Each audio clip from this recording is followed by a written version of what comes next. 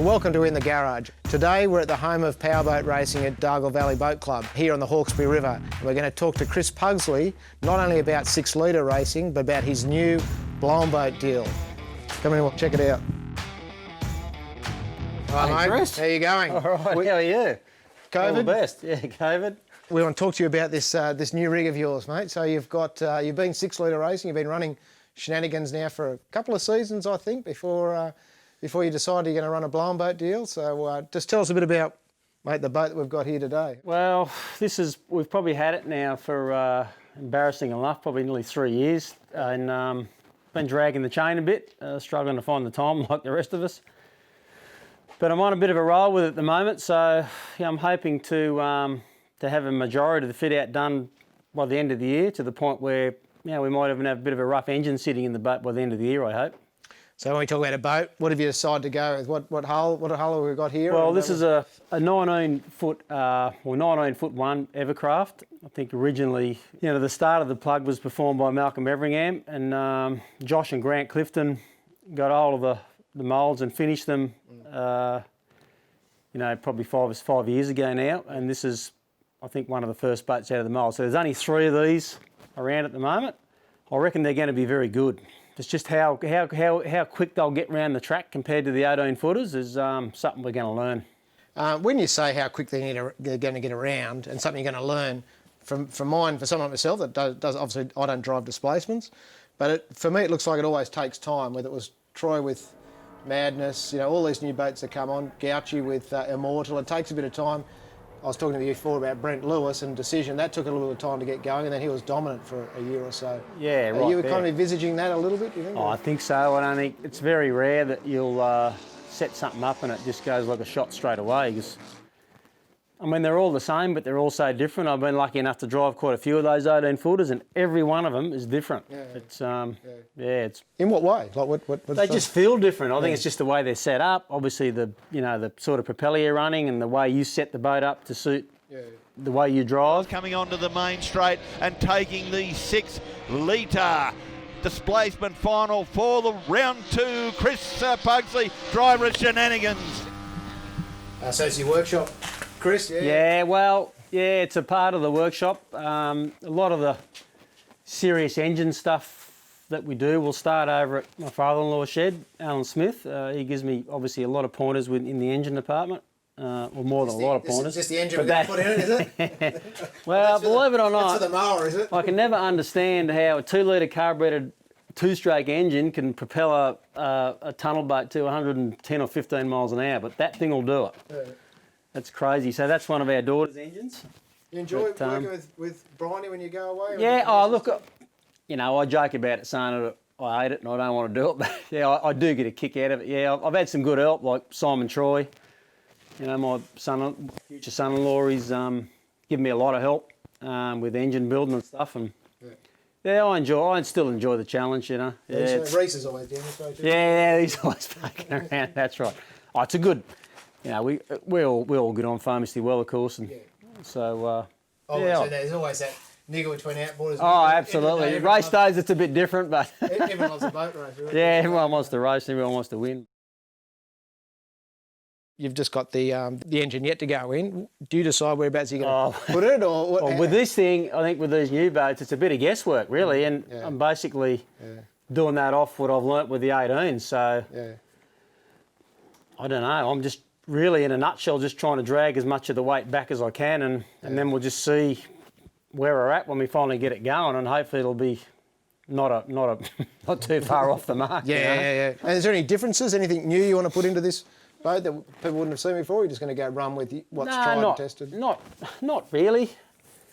That old saying from the old blokes, you don't want to reinvent the wheel, and we're not going to do that. So, like I said, just what I've learnt in the past, we'll sort of put into this thing, and I don't think we'll be too far off, but it's a bit hard to tell really until it hits the water, And a blown boat deal, is it always in the back of your mind? It's always. Look, it's because I've been lucky enough to come up through the ranks from 4.5 litre, back in the early 90s to 5 litre and now 6 litre, and that's the next thing. Yeah. I don't think there's any more intense racing than what's in 6 litre. Yeah. And We were talking about that before, weren't we? yeah, Bearing and I just don't think, you know, going into unlimited, that the driving bit, it's more, but it's probably a challenge just trying to learn how to set up a blown boat and how to be able to drive it Yeah. well. Yeah.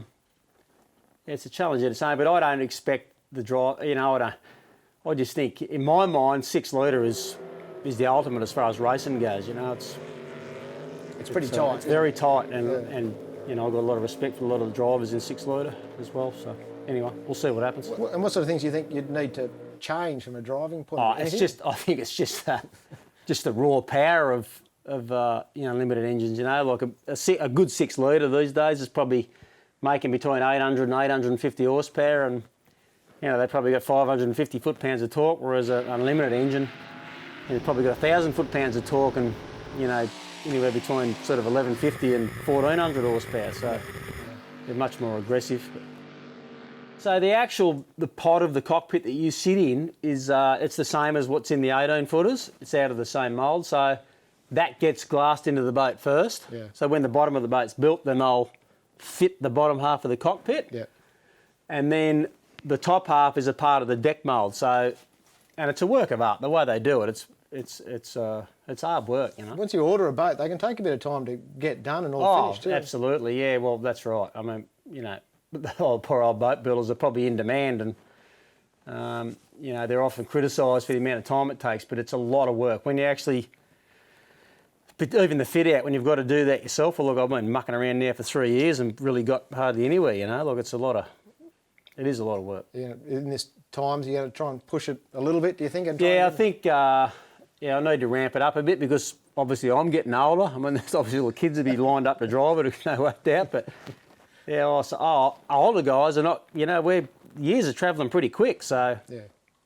I know. Yeah, I need to get it. Pain. Yeah, of course. And I'm not the only one. There's a few of us in that position, right? Yeah, I think I need to ramp it up a bit because the reality is, like, it's still, by the time it's on the water and running, it's probably still going to be, look, I wouldn't like to put a time on it, but it's going to be at least another year, at least probably 18 months. And then you've got to try and get it to go fast. So, you know. It could be another year after. Exactly. Yeah, it could be another couple of years before you're starting to make any headway at all. So.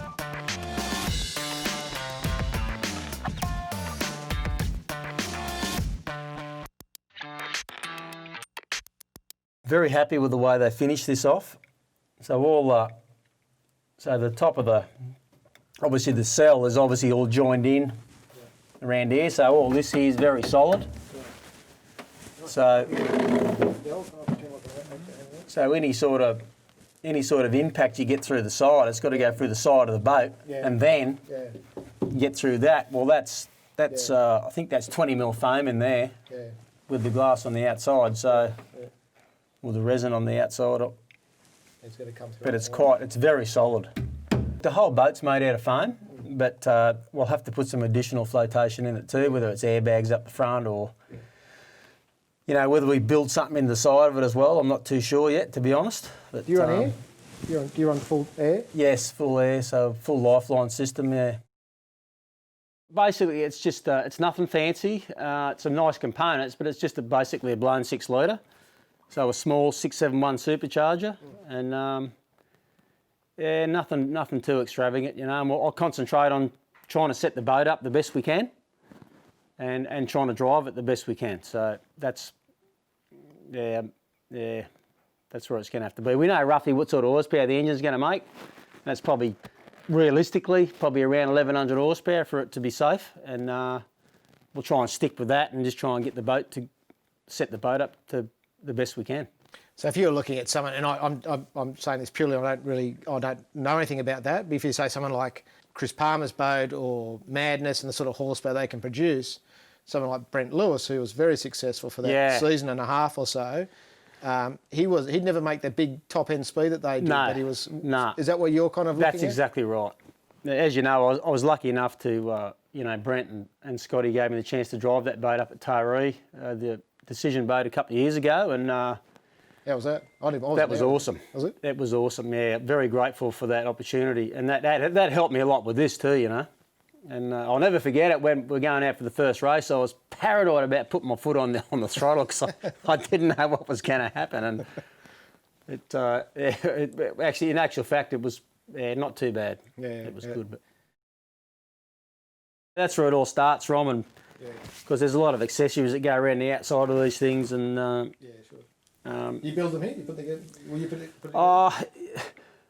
Look, Alan's been helping me or I help him do the engine thing, but I need to get it by the throat a bit, and so I need to try and do a lot of it myself, yeah. And lucky enough, we've been in the game for so long, there's plenty of people I can ask, there's plenty of advice I can get, but basically the engine will, predominantly be going together here with Alan's help, of course. Wow. With the hydro too, that's going. Oh, that's right. Well, that's the other thing. He's helping Wayne doing the engine stuff on the hydro as well, and yeah. So there's. How good was that at Yarrawonga? Yeah, it was awesome. Actually, Wayne's in the middle of that's all in progress too. Like they've freshened the engine up and rebuilt whatever they rebuilt, and it's all going back together. So next time it hits the water, it should be pretty good. And going back to your 6-litre racing, we were talking about that before, is how close it is. Mikey was fast. A lot of those, lock exactly. and load, Ryan was fast. Everyone was quick. How did you find that weekend? Oh, that was probably the hardest 2 weeks of boat racing I've had in my life, I reckon. That was really? Was just absolute. We were very emotional, when we finally got it done on the Sunday afternoon at Berry, because it was intense. Yeah, you look like. And everybody was just real keen to. Yeah, and the Shenanigans boat, it had got a hole in the piston with half a lap to go, and we only just lipped over the line. Yeah, well, I didn't know that. It was, It seemed to me a couple of those jumps, the Shenanigans just sits. Yeah. And if you just have that half a bite or it bounces a little bit, you just got that half a boat length. That's right. It was so hard for them to get it back. It's as simple as that, exactly. Yeah. You've only got to have a little, a little miss or a little fall onto a side, and straight away there's 3 boat lengths, So that's the idea, is trying not to make one little mistake. Which is hard. Absolutely it is. There's probably 3 of us that could have got that done that weekend, but next time it might be different, but that was our couple of weeks, I guess. I'm married into Dargle, I guess. I'm at the bottom of the ladder, right? To make that very clear. But Alan and Joy have been here. Well, Alan's been here all his life, and Alan and Joy have been here all their lives, and Wayne and Tracy also. And it's a great fit. We all work very well together, I'd say, most of the time. We do, yeah. We're very lucky to be in the position we're in. And it's not till people look from the outside and actually say to you, wow, when they see us doing what we do as a family. It's a privilege, and probably should stop and appreciate it a bit more than what we do. Well, we're here at your home, Dargle, and last year, I got a bit of footage of Shenanigans running, but you had a bit of bad luck too. What happened? Well, that wasn't bad luck. That was probably bad management on my behalf. I just probably missed a bit of water that I should have seen. And you can make all the excuses you like, but it's your home water too. You should know every bit of water here. That's right. Mixed racing's probably a bit hard too. I think that was an unlimited race, open. But I just basically got on the outside of a wash, I think, off the chase, off Mal McCall, and I didn't see it. Yeah. And no fault of the boat, or it was just me just missed it. I just missed it, and it just went hard right, and you're just a passenger. What do you like about the boat, and what's the deal? Because obviously you don't own the boat. What's the deal with the boat? Well, Tim and Stacey Shannon own the boat from Canberra, so the boat's based down there. And Tim's been watching sort of circuit racing for quite a long time, and I sort of really got to know Tim through another good friend of mine, Chris Tracy, who's an old 5-litre guy from years ago, and he's back having a run again now, actually. And and they just asked me if I'd be interested, and it was perfect timing for me because. Oxygen Thief was we'd been in America for 2 years, and it ended up staying in America, so I didn't have a drive, and so that sort of filled the hole. And to be honest, without that opportunity, I would have been sort of not doing what I'm doing the last couple of years, so I'm very lucky, Oxygen Thief you ran it here, obviously, for all those years, very successful.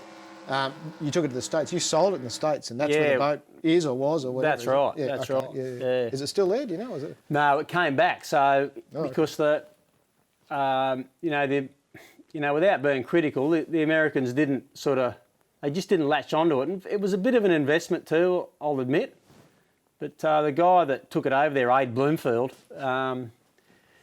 he watched the young bloke get killed over there, and he got this bee under his bonnet he saw the 6-litre boats and capsule boats running in Australia, and he thought, that's it, that's what we need. So he came over here and he put his ass on his ass on the line to do what he did. Yeah. And he took the old Jimbo boat from South Australia. Okay, yeah. Which was called Rude Awakening over there, and he took Explicit over. They were the first two, I think, that went over there. And we ran those two boats at Long Beach in front of 10,000 people. Yeah, how was that? It was good. That was 2014. And then 2015, Oxy, 2 other boats went over. So we had 4 boats there at the Long Beach Nationals, and they had the biggest crowd they'd ever seen there. And they come to watch those things run. We were lucky enough also to get to run against the K-boats that weekend, which was, it was a great experience, but unfortunately, for all Aid's efforts, it just never got going. And anyway, Oxygen Thief ended up back in Australia eventually, and now it's tough enough. So James Clark and Dave Clark. So James Clark's driving the It's going good too. Beautifully presented and going well, absolutely. Like all Dave's stuff, isn't it? Yeah. So it's great to see it back, but it's a real shame that that class didn't get going over there, because it would have been very beneficial for their sport, I believe.